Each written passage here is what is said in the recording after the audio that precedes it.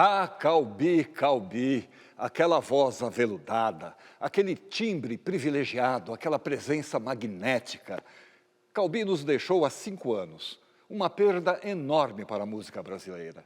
O Persona sempre relembra os grandes nomes da nossa cultura. E no programa de hoje, o nosso homenageado é ele, Calbi Peixoto, o professor. Lembro deitado na relva, no frio da manhã, numa clareira da aldeia Tupi. Entre 1000 pássaros só, uma voz, minha mãe, música doce chamando meu nome, Calbi, Calbi. Depois 1000 vozes ouvi que me queriam chamar,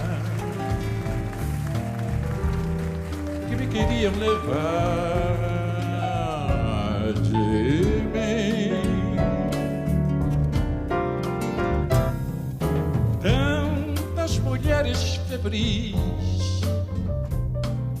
loucas pela minha voz, música doce chamando meu nome, Calbi, Calbi, Calbi, Calbi.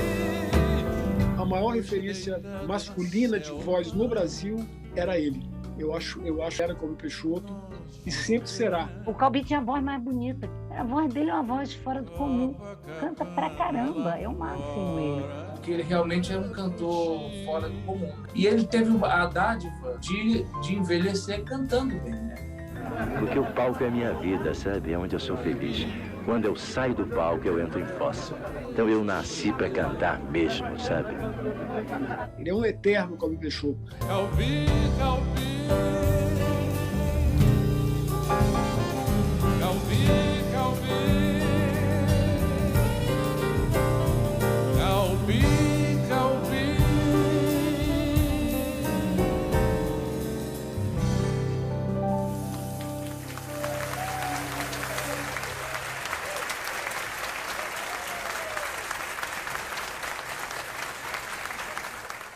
Eu tinha 8 anos quando eu ouvi a voz do Orlando Silva, não sei se os amigos se lembram.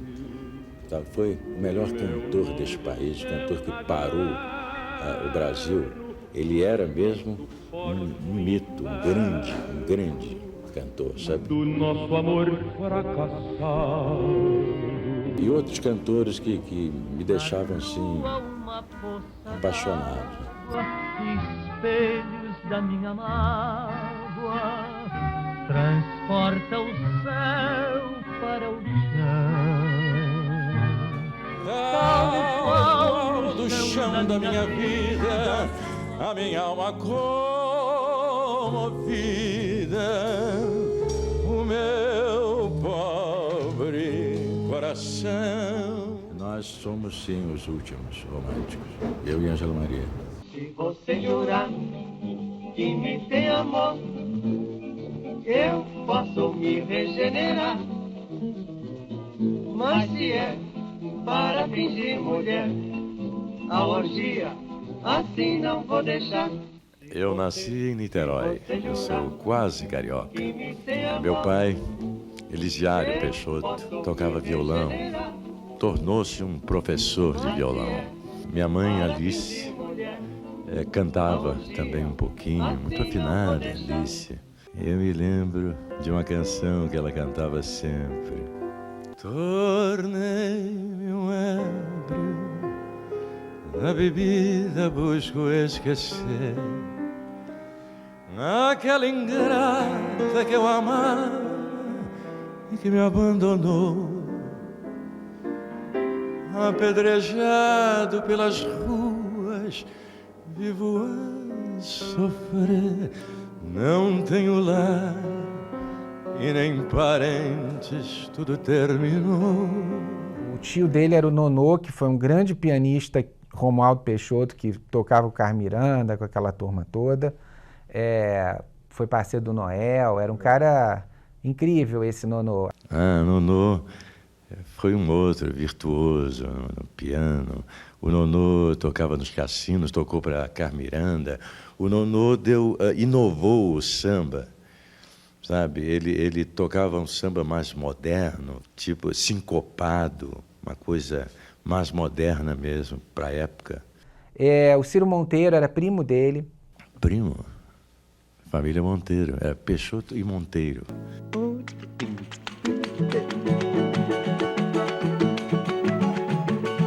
Beija-me,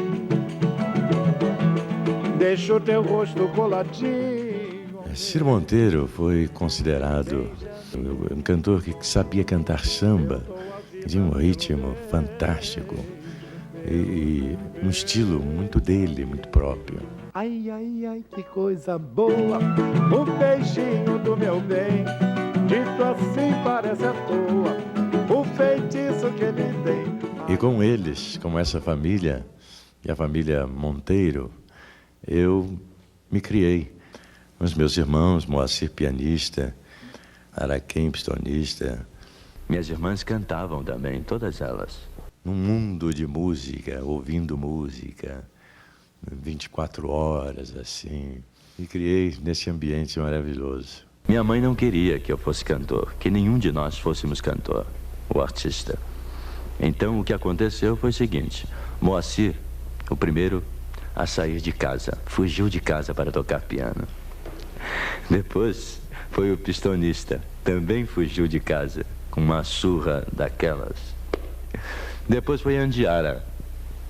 Foi um escândalo. Naquela época, uma moça cantar no rádio era o maior escândalo do mundo. Mas a Andiara também nasceu para cantar. E saiu, e foi cantar. E o último fui eu.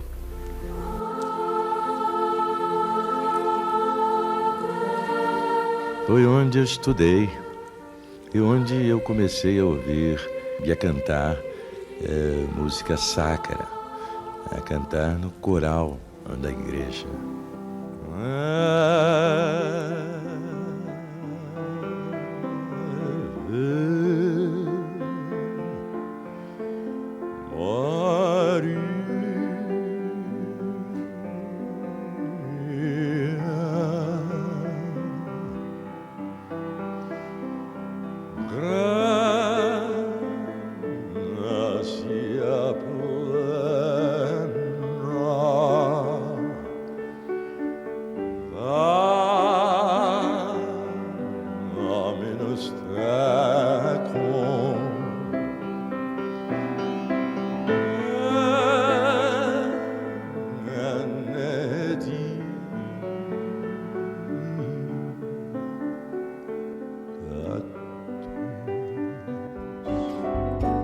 Copacabana, o mar eterno cantor, ao te beijar ficou perdido de amor. Agora, estava escrito nas estrelas, né? Porque lá no Rio, ainda antes dele vir para São Paulo, ele participou de programas, tipo programa de calor, sim, eu acho. Todo mundo coisa participava. Né? Hora do comerciário, alguma coisa assim. Isso. E ali a música que ele foi o primeiro contato. Na verdade, ele... Aquela coisa, né? Ele sempre gostou de música, trabalhou numa sapataria, numas coisas assim, uma perfumaria. E aí descobriu, aí eu já começava a cantar, né? Hoje vivo a murmurar. O programa da Babi de Oliveira era uma pianista. E ela tinha um programa e eu cantava nesse programa. Ela é pianista, me acompanhava e tal.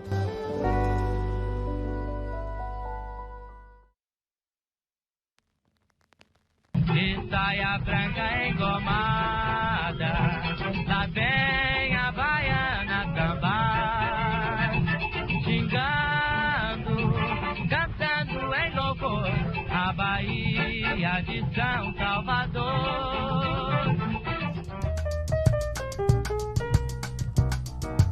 Eu fui trazido para São Paulo pelo meu irmão Moacir para ser crooner numa boate muito elegante em São Paulo chamada Oasis. Eu vim muito jovem, com 16 anos.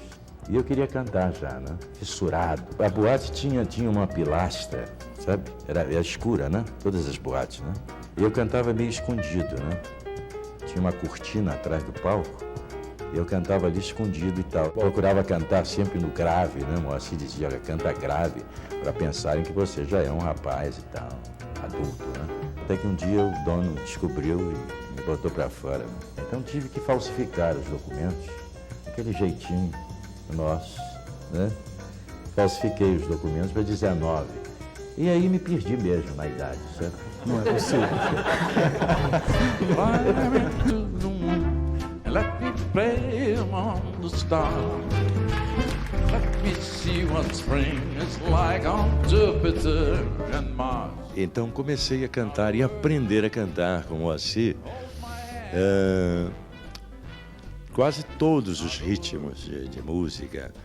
Eu era um cantor quadrado, eu tinha uma voz, mas essa voz não era muito bem colocada. E o Moacir me ensinou, passou a me ensinar músicas de bom gosto, né, dos grandes cantores da época. Frank Sinatra me inspirou muito a usar a voz, que ele era a voz, né? A voz.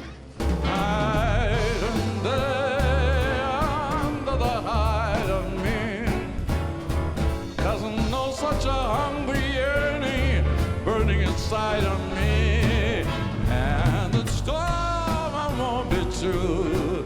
So do you let me spend my life making love to you day and night, night and day, night and day, night and day.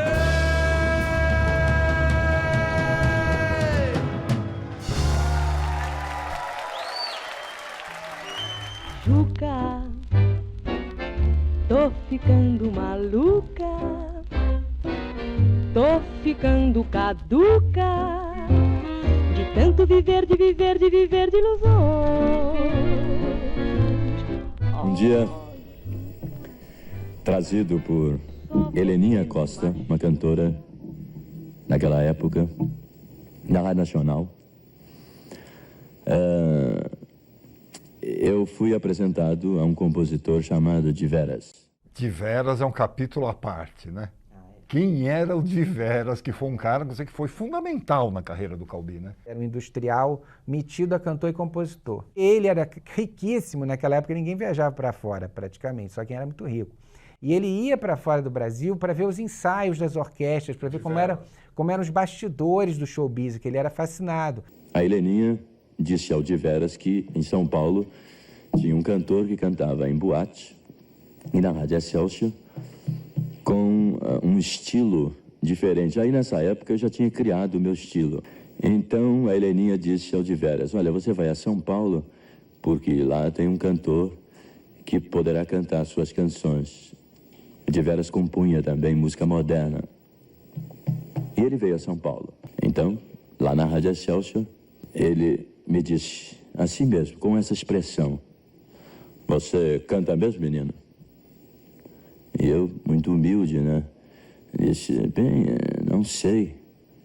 Não, porque a Heleninha me disse que você canta direitinho. Quero ver, abre o bico aí. Trembling trees embrace the breeze tenderly. Quando ele ouviu, ele chamou ele no intervalo assim de uma gravação de uma rádio, ele falou, ó, canta aí pra mim tenderly. Aí quando ele, David and Brings, caress the trees tenderly, quando ele deu aquele grave, came wandering by. Ele me disse, para, não precisa mais. Você quer ir para o Rio de Janeiro? Agora? Amigo, eu vou te fazer o maior cantor do Brasil. É uma coisa louca, né? Eu ainda fiquei pensando, eu olhei para o Moacir assim, mas ir para o Rio, sem conhecer aquele homem, né? O que poderá acontecer? Com medo ainda, né? Então a Heleninha fez um sinal para mim, piscou o olho assim, como quem diz, vai, seu bobo, vai, vai. Então eu arrumei uma malinha desse tamaninho, pequenininha, não tinha quase nada, e fui para o Rio. Clothed me inside. Então ele aplicou tudo que fizeram lá fora com Sinatra, ele aplicou para o Calbi. Ele fez o que todo mundo faz hoje de marketing, entendeu? Só que naquela época ninguém fazia. Então ele deu um empurrão. Ele falou isso para mim. Falou, olha, ele já era ótimo cantor. Fazendo essas coisas, ele ia estourar muito mais rápido. Foi o que aconteceu. E eu era apenas um moleque, eu não sabia nada, mal educado, sei lá. O de Vélez era um cara meio doidão, meio confuso às vezes. De vez em quando também, ele era uma pessoa tão enérgica que às vezes ele exagerava também um pouco em umas coisas. Aí ele fez coisas maluquíssimas, trocou todos os dentes dele, porque ele tinha uns dentes de coelho, botou ele trajado nos melhores alfaiates, sabe? E fez ele cantar músicas de apelo comercial, muitas versões de músicas de filmes americanos e alguns sambas canções, que era a grande moda da época, que tivessem a ver também com esse, enfim, que tivesse a ver com ele, uma coisa romântica, porque aí ele era o cantor galã das garotas, né, das meninas, né? Eu fui promovido no Brasil em 3 meses, imagina, um estardalhaço tremendo, para aparecer mais rapidamente. Eu acho que ele foi e sabe, na minha carreira, o máximo, porque se não fosse ele, eu acho que eu nem seria, não existiria como cantor. So tenderly.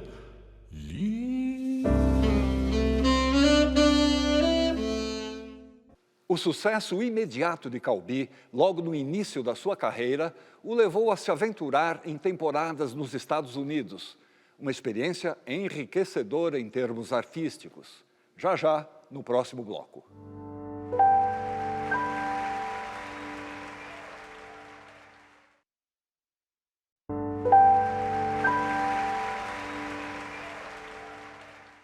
Pelas mãos de um empresário ousado e ambicioso, Calbi Peixoto parte para os Estados Unidos, na tentativa de conquistar o concorridíssimo mercado musical norte-americano.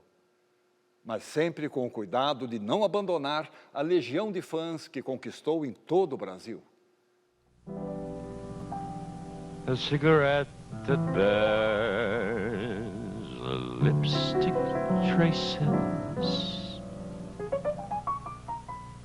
Airline ticket to romantic places.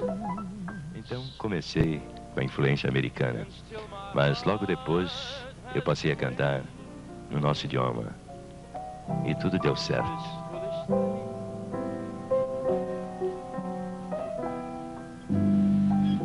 Num velho disco que me põe saudoso, Bing Crosby faz seu bum bum bum famoso. Meu Deus, não sei porquê,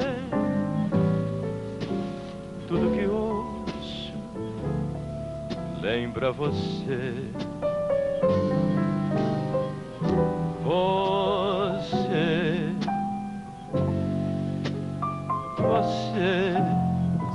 Era a época das versões. E nós gravávamos, cantores gravavam muitas versões, e me apareceu uma música muito bonita de um grande ídolo meu, Nat King Cole, que foi o meu primeiro grande sucesso, chamado Blue Gardenia.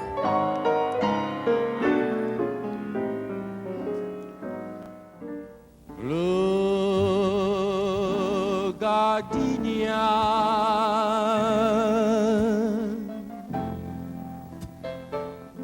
flor da recordação,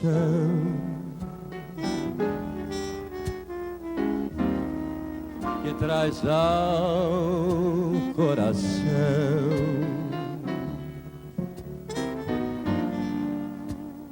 lembranças do amor.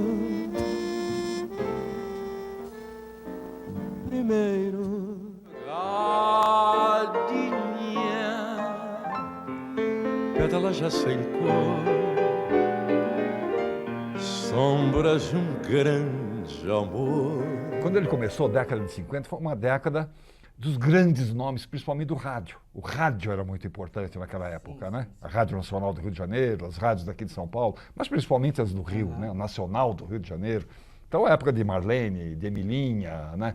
Na época onde as revistas tinham uma importância muito grande. E o Calbi sempre teve uma presença... marcante. Você até menciona isso no livro. Sim.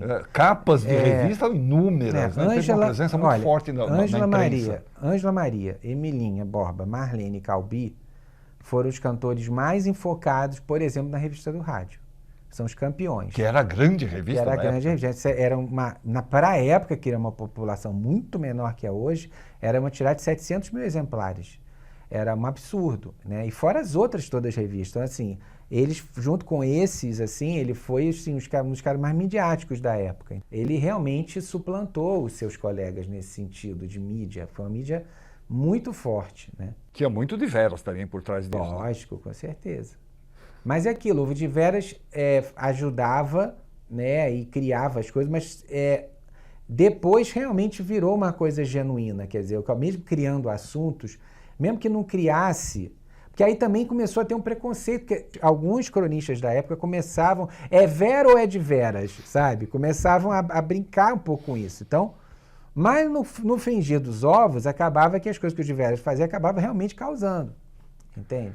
Por exemplo, aquela briga dele com o Francisco Carlos, Sim, que era um outro ídolozinho da época, né? Que depois o Calbi suplantou, tanto que depois ele acabou abandonando a carreira, foi ser pintor, mas foi isso, assim, ele criava essas coisas, né? Fazia um seguro de 3 milhões de cruzeiros para a voz do Calbi, mas é uma coisa inimaginável na época, essas coisas, sabe? Criava slogans, quando o Calbi canta, as meninas desmaiam. Ela é fã da Emilinha, não sai do César de Alencar. Grita o nome do Calbi e depois de desmaiar, pega a revista do rádio e começa a se abanar. Ela é fã da Emilinha, não sai do César de Alencar. Grita o nome do Calbi e depois de desmaiar, pega a revista do rádio e começa a se... Elas corriam atrás de mim 24 horas e 1 minuto. Tive que morar em hotel, sair de casa, morar no hotel, depois me jogaram para fora, mandaram para fora, porque não podia, era a noite toda, madrugada, ali no Novo Mundo, né?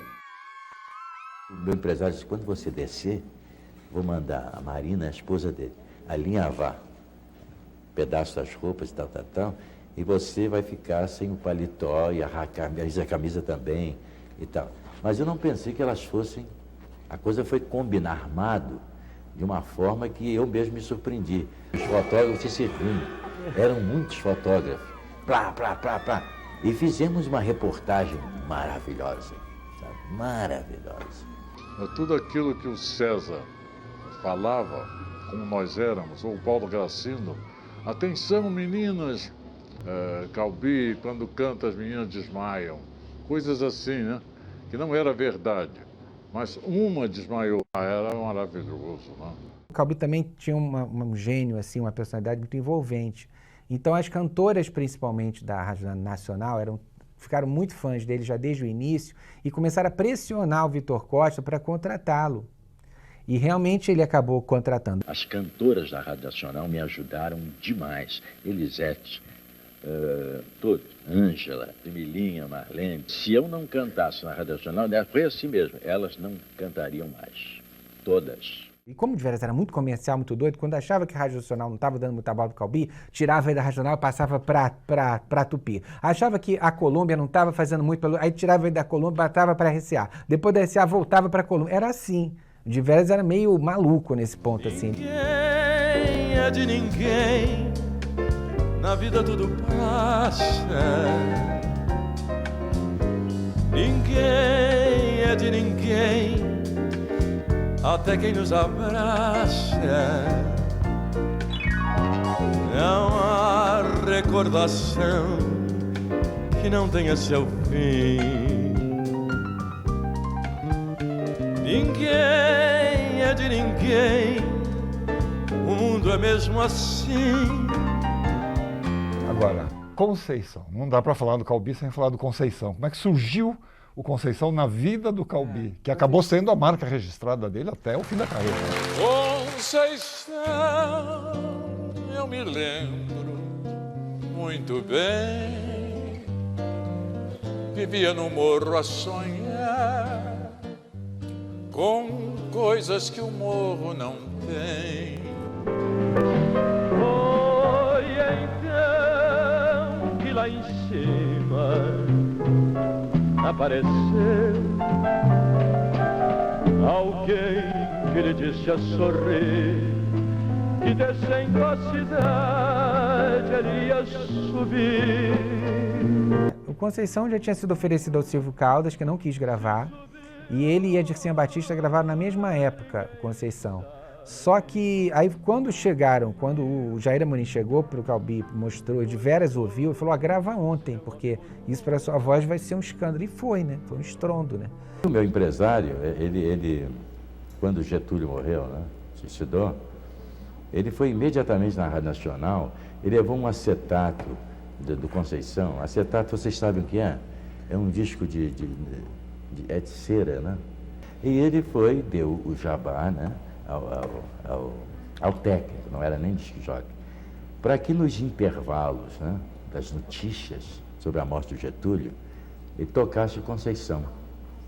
E ele foi despedido da rádio por causa disso, né? Não podia, né, de jeito nenhum, mas ele tocou, e Conceição estourou. Embora seja uma letra muito datada, assim, uma letra que fala de uma mulher que quer subir um pouco na vida, né? E aí é vista pelos autores como uma prostituta, né? Seu nome mudou, estranhos caminhos trilhou, né?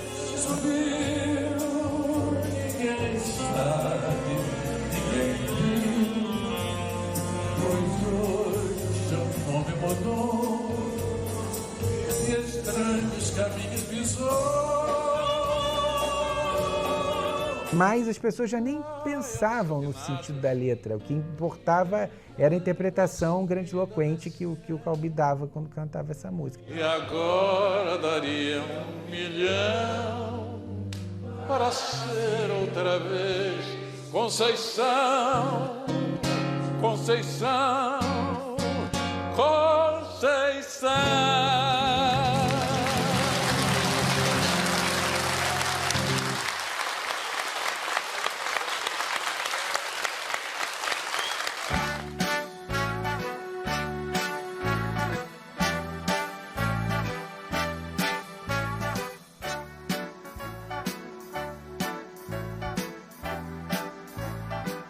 Start spreading the news. I'm living today. E aí teve uma loucura maior do Diveras, que foi querer levar ele para os Estados Unidos, né? E... A ideia foi do Diveras. Claro. Imagina, o Calbi era um menino, assim, ainda, né, um menino de classe média baixa, um menino ainda muito jovem, né, ainda vislumbrando uma coisa. Imagina se ele, eu vou para os Estados Unidos. Não existia isso na época, entendeu? Ninguém ia para os Estados Unidos, entendeu? Era uma coisa muito distante. Foi a Carmen Miranda, depois Laurindo de Almeida, Luiz Bonfá, não sei o quê, Dick Farney, mas pouquíssimas pessoas. Você tinha que ter grana, ou você tinha que ter, assim, uma estrutura para ir para fora. Era uma coisa muito longínqua, não tinha pacote de turismo para ir para fora. Climb into the moon and let me play among the stars. Let me see what spring is like on Jupiter and Mars. In other words, hold my hand. In other words, darling, kiss me. Feel my heart beat song and let me sing forevermore. You are all I long for. I worship and adore. Só que aquele lance, o que aconteceu? O Calbi nos Estados Unidos, ele aprendeu o padrão americano de qualidade, entendeu como era melhor a indústria do show business, teve algumas oportunidades, participou de um filme.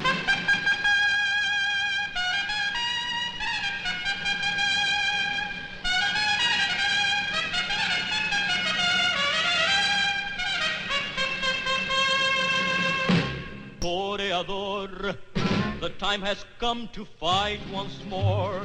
El toro waits for you, senor. Make them shout, no le ole. Well, you'll gape right before his eyes. It's you or you die. Aí na América, me apareceu uma chance para gravar. Levei uma canção brasileira e fiz uma versão na América. E esse disco conseguiu um dos primeiros lugares da parada de sucesso na América do Norte. Imagina, a parada de sucesso na América são 50 canções. Essa música chegou ao 5º lugar, não foi ao primeiro, mas chegou ao 5º lugar. É muita coisa, né? Então, para mim, foi quase que tudo. If you go to California, I go. Or down to Copacabana, I go. If you go to Trinidad, I go. I go anywhere you go, I go. If you should fly to the moon, I'll fly there. We'll love there, we'll stay there. Locked in the arms of love, that's where I want to be. Chain me to you, my love, then throw away the key. Me gravou meia dúzia de discozinhos, de compactos, mas ele, para você vencer nos Estados Unidos, ele precisaria de ter um de veras lá, orientando ele o tempo inteiro e fazendo tudo, porque ele, não adianta, preconceito com latino é um fato. Então ele, mesmo que ele cantasse no nível de um Nat King Cole, de um Frank Sinatra, que voz ele tinha para isso, ou de um Elvis, ele precisaria, sabe, ele precisaria ter muito dinheiro, precisaria ter muito investimento para ele conseguir alguma coisa, porque esse mercado era muito difícil. Porque lá a gente aprende, tem que fazer, né? Aprende muita coisa. Eu aprendi idiomas lá, piano, né? Aulas de canto. Eu cheguei a cantar operetas. Eu aprendi dança, já estava dançando tchá-tchá-tchá com coreografia. Eu seria um showman, né?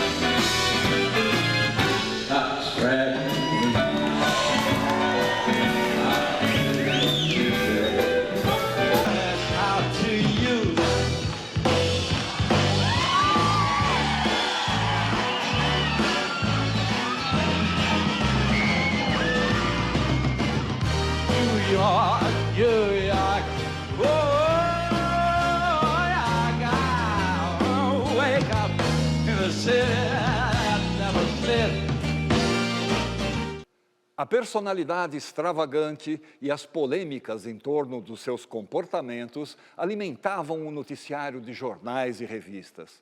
Calbi esteve sempre em evidência. Voltamos num instante para falar sobre isso.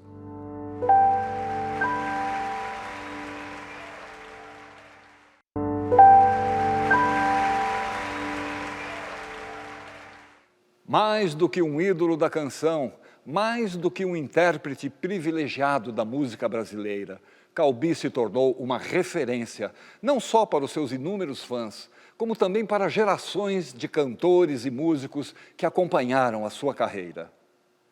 Mais do que admirado, ele se tornou inesquecível. Boa noite, amor, e sonha enfim, pensando sempre em mim.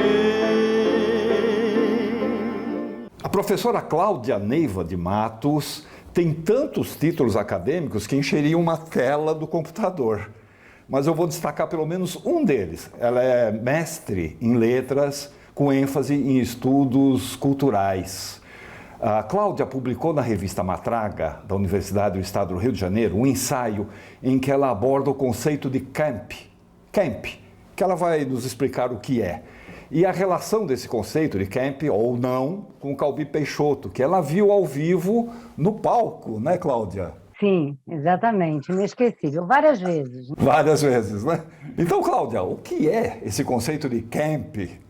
O camp foi uma palavra antiga, mas ela começa a circular ali pelos anos 60, ela está circulando nos meios gays de Nova York, para designar determinadas, alguns comportamentos, ou principalmente determinados padrões estéticos, em boa medida visuais, performáticos. O Calbi, na minha opinião também, essa fase dele americana, como ele estava longe das fãs brasileiras aqui, ele também pôde desenvolver a própria sexualidade dele lá. Quem vai trazer isso para a reflexão acadêmica, que vai pensar primeiro, afinal, o que é camp, é Susan Sontag, que em 64 ela publica um ensaio chamado Notes on Camp. Ele designa isso, uma certa estética do exagero, da superornamentação, do colorido, de uma certa exterioridade, artificialidade. Assim, por exemplo, nos filmes do Pedro Almodóvar, né? Por exemplo, tem muito elemento camp. No Brasil, teve bastante elemento camp em certas figuras da música popular brasileira, como a Carmen Miranda americana, dos filmes, com muito trejeito, muita coisa assim, né? Nos anos 50, o samba-canção abolerado, ou o boleirão mesmo, né? Vão gerar algumas figuras camp, né? Ou pelo menos algumas figuras com algumas manifestações camp, né? A própria Ângela Maria, por exemplo, né? E Maria Bethânia tem algo de camp, né? Na exacerbação do sentimento, do drama, mas também há muita rejeição ao camp. Tem uma rejeição e tem uma fascinação pelo camp. Vamos brincar um pouquinho com alguns nomes? Por exemplo, Liberace, sim, pianista americano, decisivamente camp, né? E aí, com influência também de fora, do Liberace e de outras pessoas também mais extravagantes que já estavam pintando, ele recriou a imagem dele, entende? Começou a fazer uma coisa mais, sabe, uma imagem mais kitsch, brega chique, uma coisa, sabe, uma coisa exótica. E aí, como ele mesmo dizia, eu virei eu sou um cantor diferente, sabe?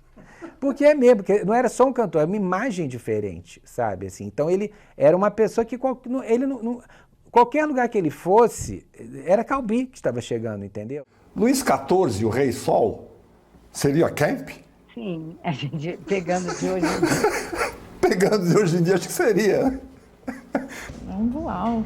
Voal, é? Acho que sim. É voal, né? Não é diferente, né? Pois é. Eu sempre fui assim, sabe? Desde garoto mesmo, eu já usava cores assim, vermelho, rosa, um terno rosa. Sabe, essas para a época eu era anormal, né? Um cara metido mesmo, né? O Museu Metropolitan, em Nova York, ele tem um Costume Institute, um instituto do costume. Do costume não, da roupa. Da roupa, né? Fashion, né? Exato.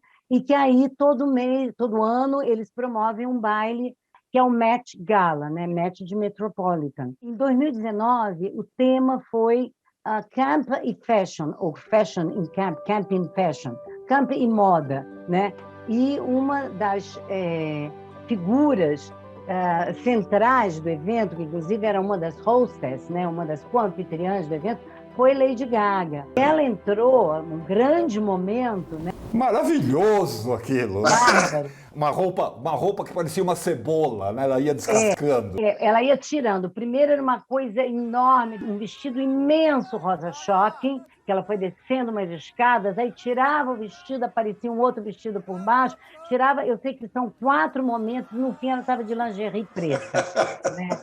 No último momento. Assim. E aí tem uma coisa curiosa, por exemplo, o camp necessita da participação do público, né? Quer dizer, a gente percebe que nesse caso da Lady Gaga, por exemplo, ela se mostra, ela se exibe, né? E há um delírio da plateia em cima disso, né? Tem que ter essa conexão, não pode ser distanciamento. Aí tem uma ligação muito forte, nesse caso da Lady Gaga, com o Calbi, que o Calbi também se deixava apreciar. Olha, eu nunca vi, eu passei a minha vida inteira vendo show e tal, negócio de canção, de música. Eu nunca vi. Quando eu vi o show do Calbi de 1980, mais ou menos, foi lá no Teatro João Caetano, eu saí achando que tinha sido o melhor show que eu tinha visto na minha vida. E a minha vida já era longa nesse tempo, tá? Mas eu acho que até hoje eu acho, sabe? Olha que eu vi muito show.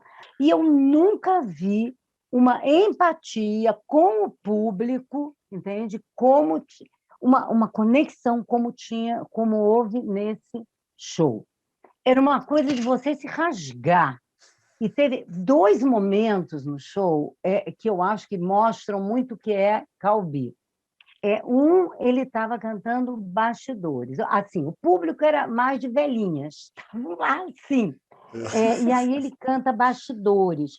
E aí ele estava com um paletó, né? Sim, fechado. E aí ele estava cantando e tem um momento em bastidores em que ele diz assim, com muitos brilhos me vesti. E aí, quando ele fala com muitos brilhos me vesti, ele abre o paletó, embaixo tem um colete de paetês, tchá, tá, ele faz assim. Mas foi tão emocionante. Com muitos brilhos me vesti, depois me pintei,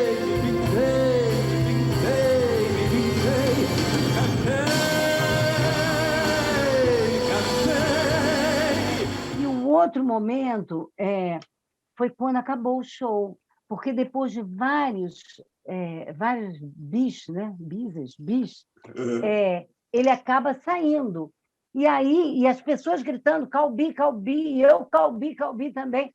E aí ele vai saindo assim, recuando, e aí ele vai, a gente não ouve mais o que ele diz, mas a gente vê, ele fala assim. Eu amo vocês. Eu amo vocês. Todo mundo entende que a gente e acredita. Me ama, e eu amo você. Acredita. E a gente também ama ele. E isso era uma coisa que era feita assim. É muito interessante, porque tem uma artificialidade muito grande naquele aparato todo, inclusive o vestuário, né? A maquilagem, o cabelo que foi ficando cada vez mais exagerado, né? Conforme ele foi envelhecendo.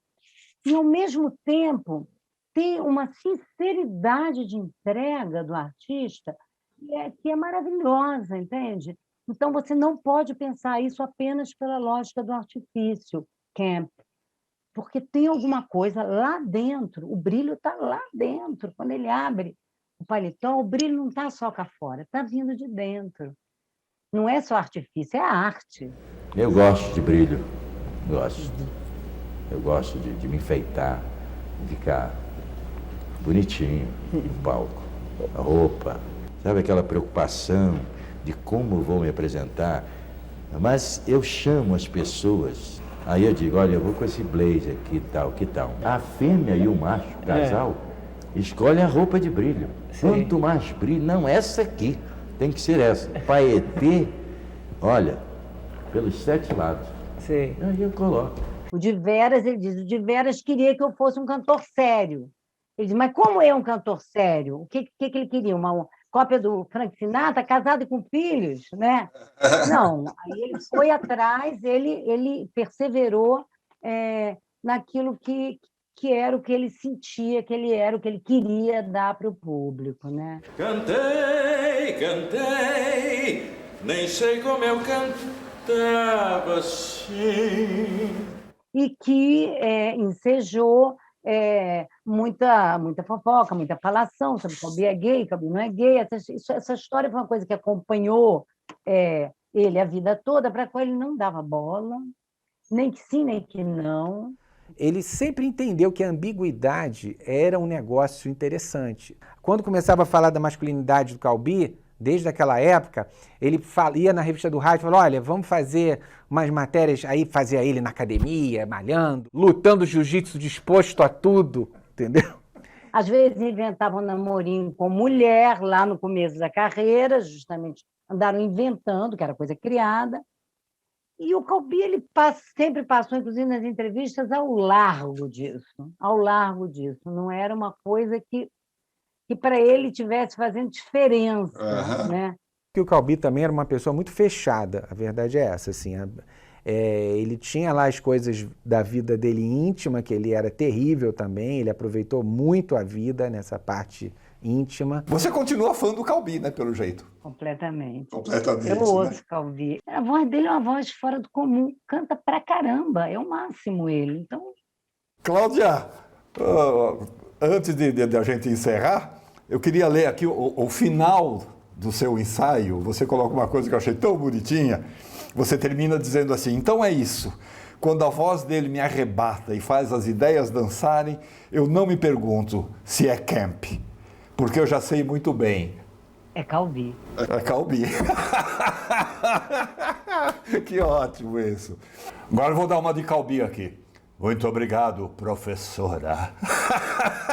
Obrigada pela oportunidade de falar dele, do Calbi, tá? Um beijo. Chorei, chorei, até ficar com dó de mim.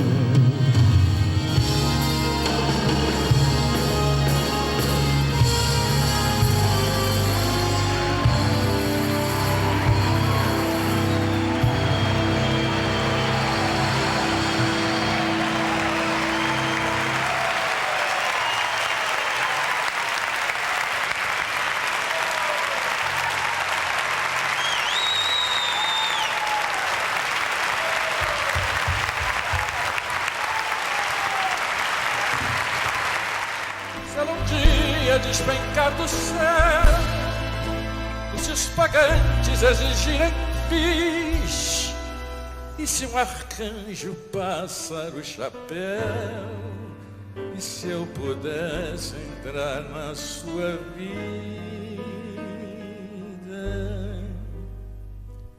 Conheci o Calbi já nos anos 2000. Eu fiz ao todo 13 CDs do Calbi, os 13 discos do Calbi, 3 DVDs.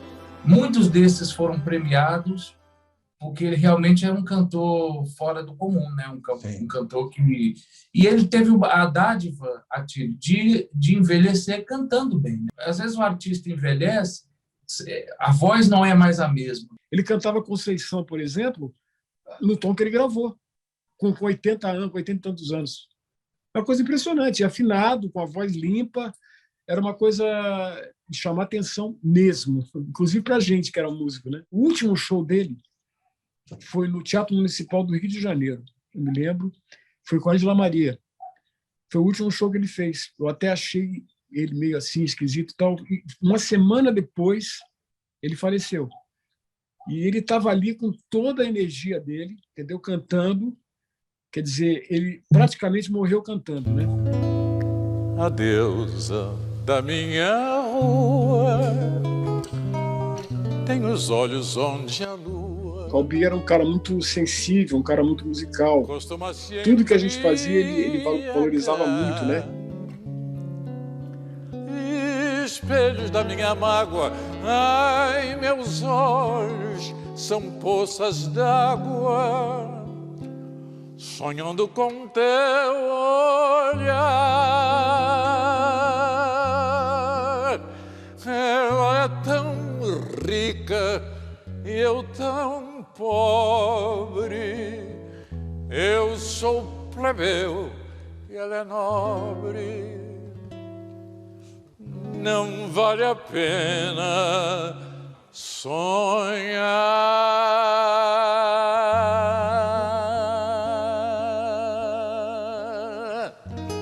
É aquele respeito pelo ofício, né? Os grandes artistas não perdem nunca. Enquanto há vida, as pessoas têm aquele negócio. E o Calbi tinha exatamente essa coisa do ofício, né? De querer estudar, de ensaiar bastante. Ele amava ensaiar. Acho que talvez ele gostasse tanto do palco como dos momentos de ensaio. Ele curtia o ensaio. Ele sempre teve uns problemas de saúde, sempre, assim, de respiração, às vezes um cansaço, assim, blá, blá, blá. Mas na hora ele tinha uma disciplina tão grande com a voz dele que ele começava a cantar, acabava tudo. Ele dava uma nota, por exemplo,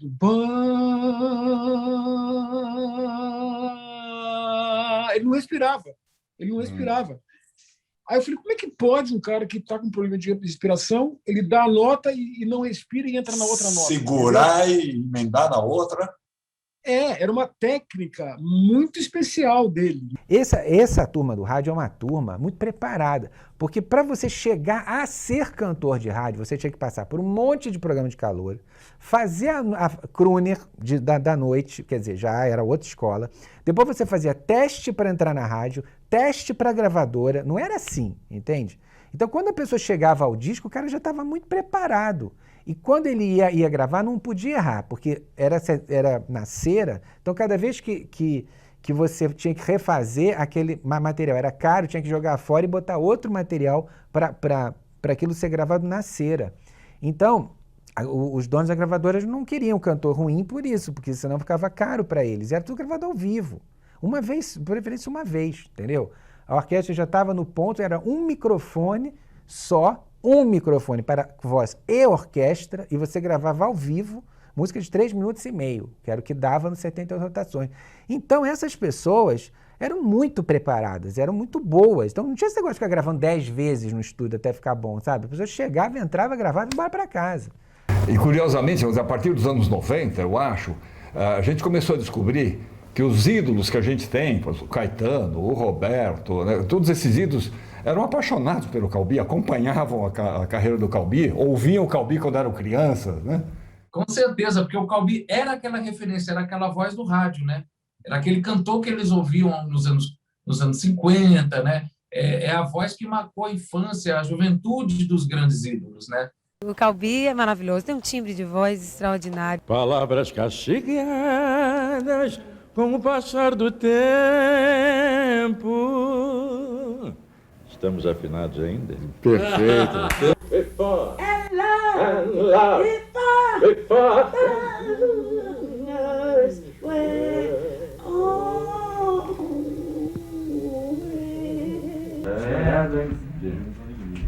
todo heaven, foi chegar o amor pra eu ficar feliz.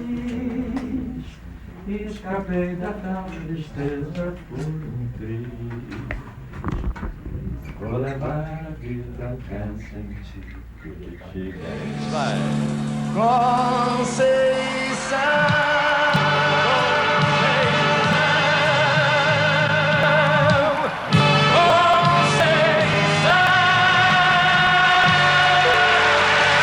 Quando eu via a fantástica voz de Calbi Peixoto, eu realmente me apaixonei e até hoje tenho por ele um enorme carinho. Fui imitador do Calbi, né? Fui imitador. Conceição, eu me lembro muito bem que me via no morro a sonhar com coisas que o morro não tem. Quando ele gravou com Elis Regina, Bolero de Satã, Elis não gravava com ninguém. Tudo bem, fez um disco com Tom e no fim da Bossa gravou com o Jair Rodrigues no início da carreira. Mas nos discos da Elis não tem participação de ninguém. Em todos os discos da Elis você não tem um cantor nem uma cantora que canta com ela. Nenhum. A única pessoa que participou cantando de Elis Regina foi o Calbi. É a seta do arco da noite sangrando-me agora. lágrimas, sangue, veneno correndo no meu coração, formando-me dentro esse pântano de solidão. Agora, você falou aí da Ângela Maria, foi uma parceria inesquecível, né?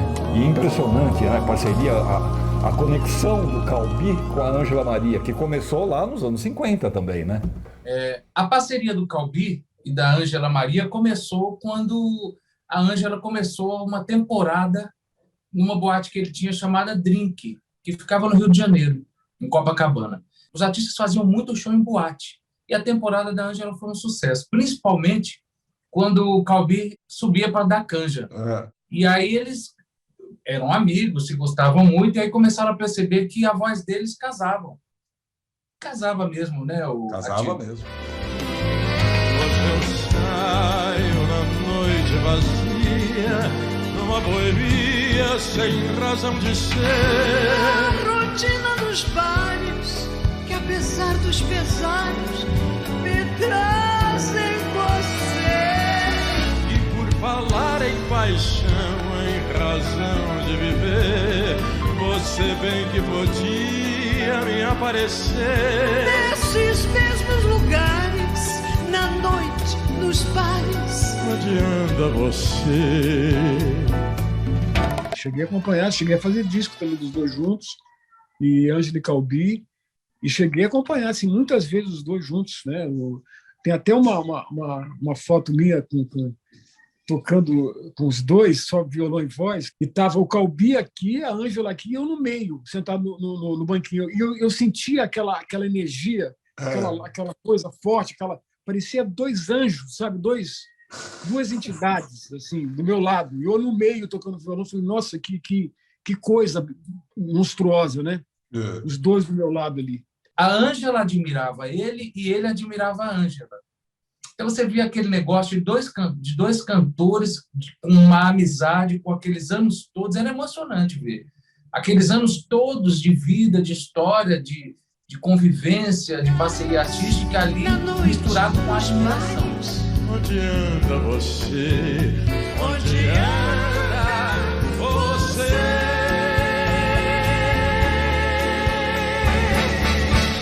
Ele foi dos poucos artistas brasileiros mais contemporâneos que conseguiram envelhecer. Da geração dele, então, foi por exemplo, a Marlene, que foi um mito, que foi uma monstra, além de cantora, uma intérprete extraordinária, foi uma grande atriz, também se renovou, fez espetáculos engajados, morreu absolutamente esquecida. O Calbi, ele teve essa sorte de conseguir se renovar, conquistar um novo público também, e conseguiu morrer ainda em evidência, sabe? Isso é muito raro no Brasil. Para mim, a maior referência masculina de voz no Brasil era ele. E sempre será. Ele é um eterno Calbi Peixoto. Música doida, carícias no ouvido, Calbi, Calbi.